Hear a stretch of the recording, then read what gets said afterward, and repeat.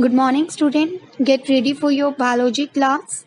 Today we will start chapter 2 of biology, reproduction in plants. In this class, we will discuss few topics. First, definition of asexual and sexual reproduction. Asexual reproduction in plants, fragmentation, spore formation, and vegetative propagation. All living organisms live for a certain period of time and then die. This reduces or decreases their number. Then, how is the population of living organisms maintained on the earth? It is by the addition of new organisms of the same kind through the process reproduction. So, the ability of living organism to produce young ones of their own kind is called reproduction. There are two types of reproduction in plants, asexual reproduction and sexual reproduction. First, asexual reproduction. The production of new plants from a single parent without the involvement of reproductive cells. Reproductive cells like sperm and ovum is called asexual reproduction. Asexual reproduction in plants take place by fragmentation, spore formation, and vegetative propagation. Sexual reproduction. The production of new plant that involve the fusion of reproductive cell. The fusion of ova and sperm is called sexual reproduction. Asexual reproduction in plants. The first one is fragmentation. In this, an organism breaks into two or more fragments, means pieces, and each fragment develops into a new organism. It is called fragmentation. Example, Spirogyra. Spirogyra is a green algae. It breaks into two or more fragments, and each fragments grow to form a new organism. Spore formation. In this, plants are reproduced by forming spores. The spores are produced in a round structure called the sporangium. When the sporangium bursts, the spores disperse in air, means spread in air. The spores are lightweight, so they are easily carried to distinct places by air and water. These spores are found in the cluster, means bunch or group of sporangia called sori. Sori are present on the lower surface of the leaves. As you can see, spore formation in rhizopus, the spores are produced in sporangia, and when the sporangia burst, the spores disperse in air. Example of spore formation, mosses and ferns. Budding. Yeast reproduce asexually through budding. A small outgrowth is formed on the side of the parent body is called a bud. Bud gradually grows and gets detached from the parent body to form a new yeast cell. And after that, the cell leads an independent life. As you can see in the figure, the nucleus is divided into two and the outgrowth is formed on the side of the parent body, and when it fully grows, it detaches from the parent body, and this outgrowth is called bud. Vegetative propagation. When new plants grow from the vegetative parts like roots, stems and leaves of a plant, it is called vegetative propagation. It is also a type of asexual reproduction. The vegetative parts are called propagules. Propagules means the vegetative structure that become detached or separate from a parent plant and give rise to a new plant. So vegetative propagation by stems, vegetative propagation by leaves, artificial method of vegetative propagation, cutting, layering, grafting and micro-propagation. Vegetative propagation by stems. Many plants reproduce through their stems. The stems of some plants grow horizontally, means parallel to the ground. So example are grass, strawberry, mint reproduced by this method. The first one is underground stems. Underground stems store food and produce new plants. The common underground stems are tuber, bulb and rhizome. The first one is stem tuber. The underground stem of the potato is called a stem tuber. It has many nodes called eyes, and each eye bears a bud. When a potato is cut into a pieces and planted into a soil, each cut grows into a new plant. The next is bulb. The underground stem of the onion, tulip, and lily are called bulbs. These bulbs have terminal and axillary buds, and they are protected by a fleshy leaves, and they store food. A new plant grows from these buds. Rhizome. Branched underground stem of ginger and turmeric are called rhizomes.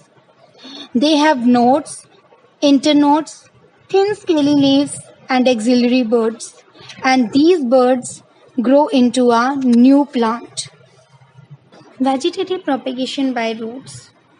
Some plants have large roots and having buds on them, and these roots store food. And when these buds detach from the parent plant, they give rise to new plants. Examples: sweet potato, asparagus, carrot, etc. Vegetative propagation by leaves. In some plants, the buds have grown on the margins of the leaf, and when these buds get detached or separate from the parent plants and fall into the moist soil, these grow into a new plant.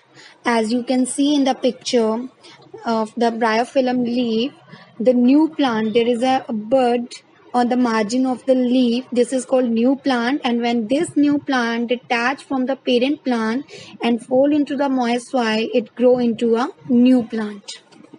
Artificial methods of vegetative propagation. The first one is cutting. In this method, the stem is cut from the parent plant, and after that, this cut stem planted into the moist soil.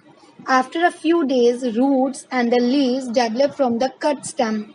This method is used in rose, bougainvillea, and sugarcane. As you can see here in the picture, this is a rose plant, and the person is cut the stem of the rose plant, and after that he planted into the moist soil, and after few days this cut stem develop into a new plant. Layering. In this method, the branch is bent from the main plant and covered with moist soil. After few days, roots develop on the buried portion of the branch. After that, the branch is cut from the main plant and it grows as an independent plant. As you can see, this is the picture of jasmine plant. The two branches bent from the parent plant or the main plant, and they grow into a new plant. Grafting. In this method, the stem of one plant without the root, that is called cyme, is cut obliquely and placed over the another plant with the rooted stem, that is called stalk. And these parts joined in such a way that the cambium of both the stems come in contact with each other. Cambium is a plant tissue that is made up of actively dividing cells called meristem. After that, bound these parts tightly with a piece of cloth and covered with a polythene to prevent the infection and loss of water. These parts, cyme and stalk, join together, and after a few days, new cells develop. This method is used to develop new and better varieties of plants. Example of grafting are mango, apple, peach, pear, and lemon. The last method of vegetative propagation is micropropagation. It is also a type of artificial method. It is done by the tissue culture technique. In this technique, a tiny piece, means tissue, of bud, shoot, or any other part of the plant is taken. This tiny piece is called an explant. After that, the explant is treated with chemicals to prevent the growth of microbes, means to prevent the explant from the diseases. It is then grown in a particular nutrient medium Nutrient medium means from where the plant gets all the essential nutrients. After that, the cells divide and a mass of undifferentiated cells formed called callus. After that, the callus develop into roots and shoot. A tiny plant called plantlet is formed. The plantlet transferred to the soil. Advantages of tissue culture. It produces superior quality plants. It can be applied to interspecific hybrid. Interspecific hybrid means hybrid formed by breeding of two different species. It is useful to grow seedless plants, means without seeds. Limitation. It cannot be used for all plants. It is not easy to handle because particular nutrient medium is required for the growth of the plant.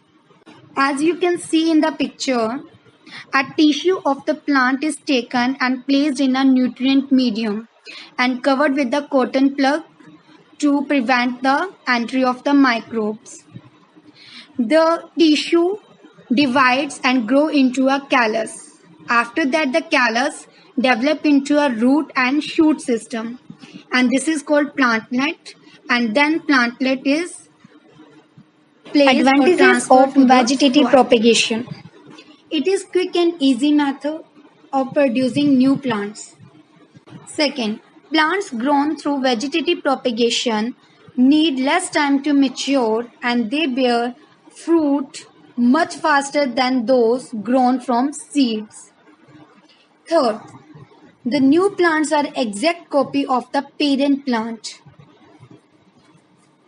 Fourth, it is extremely useful for growing seedless plants. Example are banana, sugarcane, pineapple and grapes. Disadvantages of vegetative propagation. Diseases present in the parent plant get transferred to all the new plants. Second, vegetative propagules cannot be stored like seeds. Third, it results in overcrowding of plants due to the production of large number of plants at a place. And this increases competition for sunlight, water and nutrients. And it also affects the growth of the plants. Fourth, the vegetatively propagated plants cannot adapt to the changing environment.